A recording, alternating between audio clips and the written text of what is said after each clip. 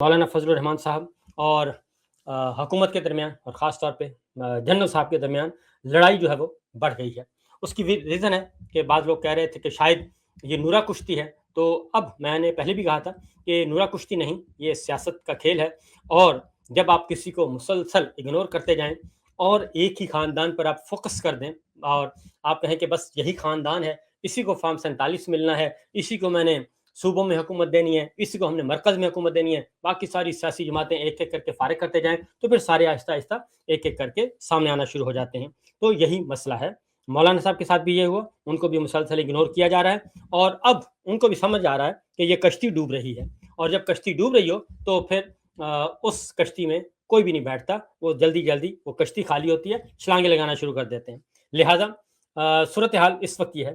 पहले मैं ज़रा आपको पंजाब लिए चलता हूँ, क्योंकि ये कर क्या रहे हैं। मलका रानिया 11 अरब रुपए का जहाज़ खरीदा। एक और जहाज़ के बारे में इम्पोर्टेंट स्कैंडल है। वो चीज़ें मैं कलेक्ट कर रहा हूँ, इकट्ठी कर रहा हूँ, उसके बारे में आपको बताऊँगा। जब वो सारे शवाहिद आ जाएँगे, तो उसके बाद आपसे शेयर करूँगा। हमारे साथ ही भारत का पंजाब है, जिसको हम मशरकी पंजाब बोलते हैं और उस साइड पे क्या हो रहा है, वहाँ पे हमारे यहाँ सिख सरदार हैं, उनकी हुकूमत है, वो वज़ीर आला हैं और वो वहाँ पे क्या कर रहे हैं, उन्होंने 1100 करोड़ यानी कि 11 अरब रुपए का थर्मल पावर लगाया है। वो बिजली के प्लांट लगा रहे हैं और वहाँ पे लोगों को, किसानों को सस्ती बिजली दे रहे हैं, मुफ्त बिजली दे रहे हैं और वो शहरियों के लिए आसानियाँ पैदा कर रहे हैं। और हमारे यहाँ 11 अरब रुपए का जहाज़ खरीदा जा रहा है, यानी कि 1100 करोड़ का। तो ये बात पहुँच गई है मशरकी पंजाब, भारतीय पंजाब में भी और भारतीय पंजाब के वज़ीर आला ने क्या कहा, पहले ज़रा वो सुन लीजिए। बड़िया वीडियो मेरे को आईयां कि असीं 1100 करोड़ रुपए का थर्मल प्लांट खरीदया, उत्थे पाकिस्तान का जिहड़ा पंजाब है उन्होंने मुख्यमंत्री ने 1100 करोड़ रुपए का जहाज खरीदया। कहते देखो जी फायदा किनू होया, देखो आ फर्क है। उत्थे मेरे को वीडियो आईयां ने काफी। वो कहते हैं ये फर्क है कि हमने 1100 करोड़ का यानी कि 11 अरब का हमने थर्मल पावर प्लांट लगाया, बिजली घर, और मुफ्त बिजली दे रहे हैं किसानों को कि ज़राई पैदावार बढ़े। और हमारे पंजाब में क्या हो रहा है, हमारे पंजाब में मलका रानियाँ फॉर्म 47 की जाली सरकार वो 11 अरब रुपए का जहाज़ खरीद रही हैं। और जब उनसे सवाल पूछा जाता है, और ये मैं आपको बता दूं कि ये पंजाब के पीटीआई के वज़ीर आला ने इस एमपी ने, रुकन असम्बली ने ये इंकशाफ किया था कि ये रकम मुख्तस की गई थी किसके लिए, ये रकम मुख्तस की गई थी, हमें बताया गया था एयर एम्बुलेंस के लिए। लेकिन एयर एम्बुलेंस तो नहीं आई, जहाज़ आ गया। तो अब मरियम औरंगज़ेब साहबा क्या कहती हैं, वो ज़रा एक दफ़ा सुन लीजिए, वो बहुत ज़रूरी है। स्पीकर साहब, यहाँ बात की जहाज क्यों खरीदा है भाई।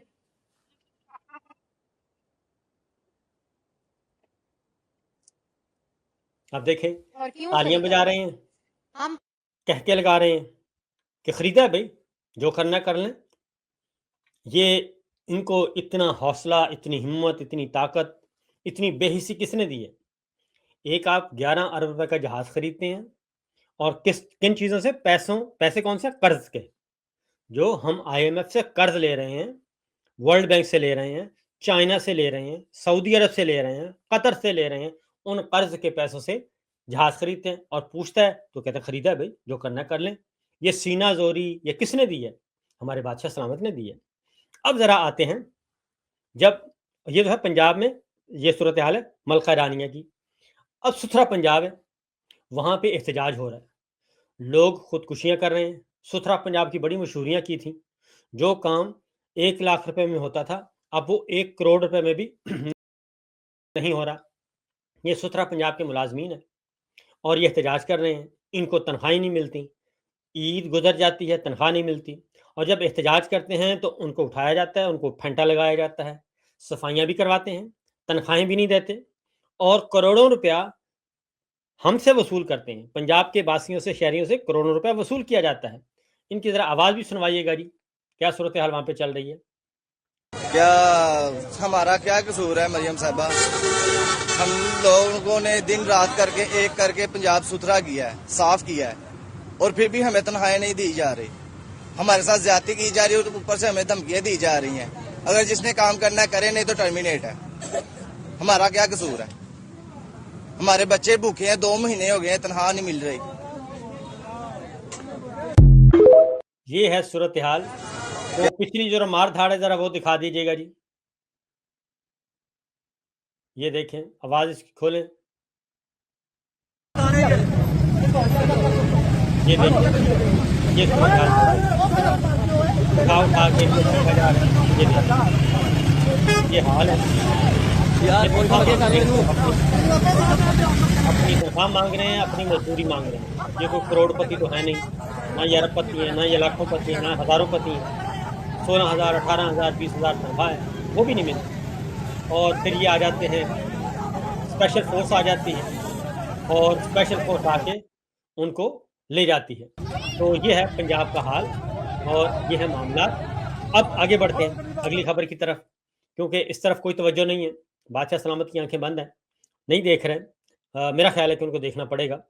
और अब आते हैं मौलाना फजलुर रहमान साहब की तरफ। मौलाना साहब के बारे में पहले उनको कहा गया जी कि आप माफ़ी मांगे, और फिर उन पे अपनी प्रॉक्सीज को छोड़ दिया गया, सरकारी दानश्वरों को छोड़ दिया गया, और सरकारी असासों को छोड़ दिया गया, और बड़ी बड़ी पुरानी तोपों को, पुरानी बंदूकों को, पुराने कारतूसों को दोबारा से रीफिल किया गया, वो मौलाना पे छोड़ दिया गया, जैसे माजी में ये करते रहे हैं। गंद उछालना, कीचड़ उछालना, ज़ात पे उछालना। मौलाना से आपको इख्तलाफ हो सकता है, सियासत से इख्तलाफ हो सकता है, लेकिन जो बातें की हैं वो बिल्कुल सही हैं। उन बातों का जवाब दें। क्यों कहा जा रहा है कि प्राइवेट लश्कर बनाएं? क्यों कहा जा रहा है कि प्राइवेट जत्थे बनाएं और जिहादी ग्रुप बनाएं और वो लड़ें? क्यों कहा जा रहा है? तो असल ये मसला है। असल मसला ये नहीं है कि उन्होंने वो तनहाओं का जिक्र किया है। असल दुख उसका नहीं है, क्योंकि असल दुख उसका होता तो फिर तो ख्वाजा आसिफ साहब वज़ीर दिफा ही ना होते। तो ख्वाजा आसिफ साहब को आपने 2 दफ़ा नहीं 3 दफ़ा मुसलसल वज़ीर दिफा बनाया, और उनको आप सैल्यूट भी करते हैं, आप उनको फीड भी करते हैं, सब कुछ करते हैं। तो शहीदों का मसला नहीं है। मसला ये है कि मौलाना ने ये इंकशाफ क्यों किया सबके सामने कि हमें कहा जा रहा है जत्थे बनाओ, प्राइवेट फोर्स बनाओ, मिलिटेंट्स बनाओ और वो लड़ाई लड़ेंगे। ये है मसला। और फिर उन्होंने ये भी कहा कि हम कब तक आपके जो है कपड़े धोते रहेंगे। और आगे जाके आज मौलाना के बारे में बहुत सारी अफवाहें गर्दिश कर रही। फिर उनको कहा कि माफ़ी मांगे। उन्होंने कहा मैं माफ़ी नहीं मांगता। आज मौलाना दोबारा अपेयर हुए और क्या कहा मौलाना ने, ज़रा सुनिए जी। नंबर 1, ये बात कहने में हक बजानिब हूँगा कि मुफाहिमत न सिखा जबर नारवा से मुझे, मैं सरबकफ हूँ लड़ा दे किसी बला से मुझे। माशाअल्लाह माशाअल्लाह। रचा हुआ है बदन में अभी सुरूर गुनाह, रचा हुआ है बदन में अभी सुरूर गुनाह, अभी तो खौफ नहीं आएगा सजा से मुझे। अभी तो खौफ नहीं आएगा सजा से मुझे। तो अभी तो रचा है सरूर गुनाह। तो अभी तो वो सरूर गुनाह का मज़ा ले रहे हैं मौलाना। वो कहते हैं अभी नहीं और बिल्कुल नहीं। फिर आगे जाके मौलाना ने कुछ और मजीद शोला बयानी दिखाई। सुनाइए जी। मैं तुम्हें जानता हूं कि तुम्हारे नजर में अपने शहीद की क्या कदर और कीमत है। क्या बता सकते हो? आज तक कौम को तुमने बताया कि कारगिल में आपके कितने जवान शहीद हुए और आपने वहां से कितने शुहदा के जनाजे वसूल किए? जरा बताओ तो सही। तुमने अपने शुहदाओं को हिंदुओं के सपुर्द किया और वहां से एक बयान आया कि हमने इस्लामी तरीके से उनको दफन कर दिया। उनकी तादाद मुख्तलिफ बताई जा रही है, लेकिन है सैकड़ों में।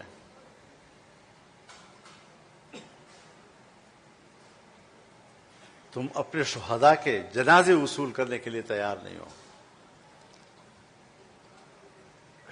तुमने अपने जनाजे हिंदुओं के हवाले किए। कर्नल शेर खान अगर हमें मिला, हिंदुस्तान के इसरार के बाद हमने उनका जनाजा वसूल किया है।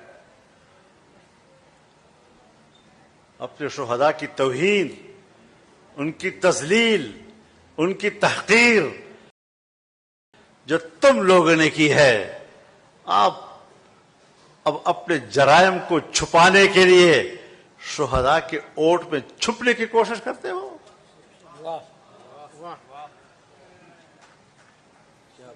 ہم نے کوئی غلط بات نہیں کی. تو ہم نے کوئی غلط بات نہیں کی, تو یہ حقیقت ہے. آپ مولانا سے ہزار اختلاف کر سکتے ہیں, آپ کچھ بھی کہہ سکتے ہیں, لیکن یہ تو حقیقت ہے. اور اس حقیقت کے بارے میں ہم بھی آپ کو بہت کچھ بتا سکتے ہیں, لیکن فی الوقت آپ مولانا پہ ہی اکتفا کریں. اور اب یہ شہیدوں کا معاملہ ہے, ذرا سنائیے گا جی خواجہ آصف صاحب کیا کہتے رہے ہیں ماضی میں. آج کیا کہا, اس کو روک دیں, یہ بعد میں سناتے ہیں, پہلے ماضی کی بات سنائیں ذرا.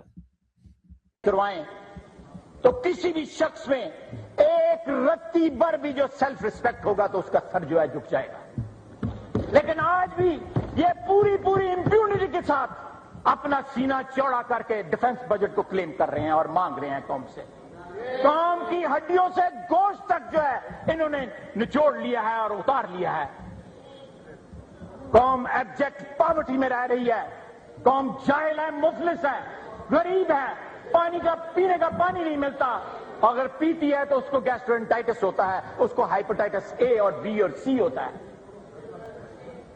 آج وزیر تعلیم جو وفاقی وزیر تعلیم ہے, انہوں نے ایجوکیشن کے متعلق آج سے 2 ہفتے پہلے کہا کہ صرف پنجاب میں 20,000 ایسے اسکول ہیں جن کی نہ دیواریں ہیں, نہ ان میں لیٹرنز ہیں, اور نہ ان میں بنیادی سہولیات ہیں بچوں کے لیے.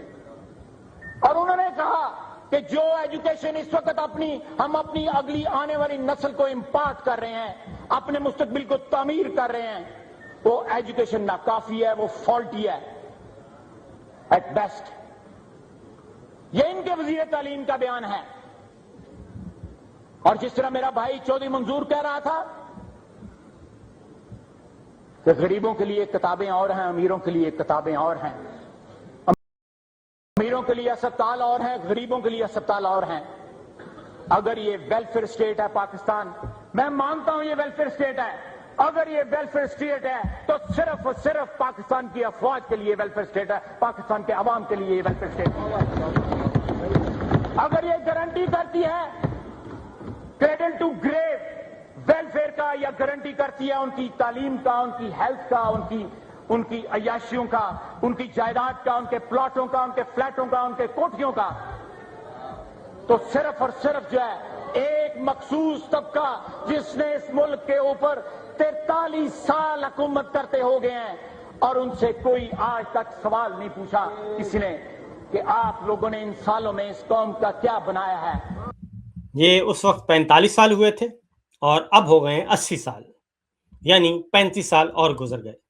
اس وقت خواجہ آصف صاحب کا ایمان تازہ تھا, اور خواجہ آصف صاحب سے کبھی کسی نے نہیں کہا معافی مانگیں, بلکہ ان کو 2 دفعہ وزیر دفاع بنا دیا, 1 دفعہ وزیر پانی و بجلی بنا دیا, اور وہ آج بھی وہیں کھڑے ہیں, اور انہوں نے بھی اپنے الفاظ واپس نہیں لیے.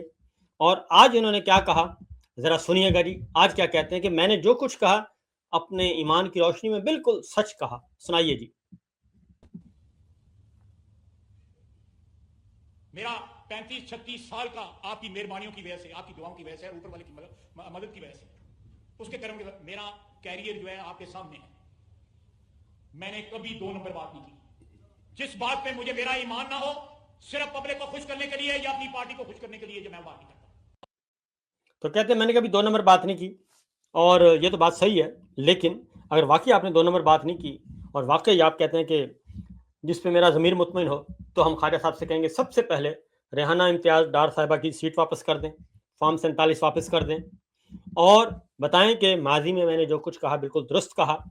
تو ان کی بات سنی جائے گی, ان کی بات مانی جائے گی.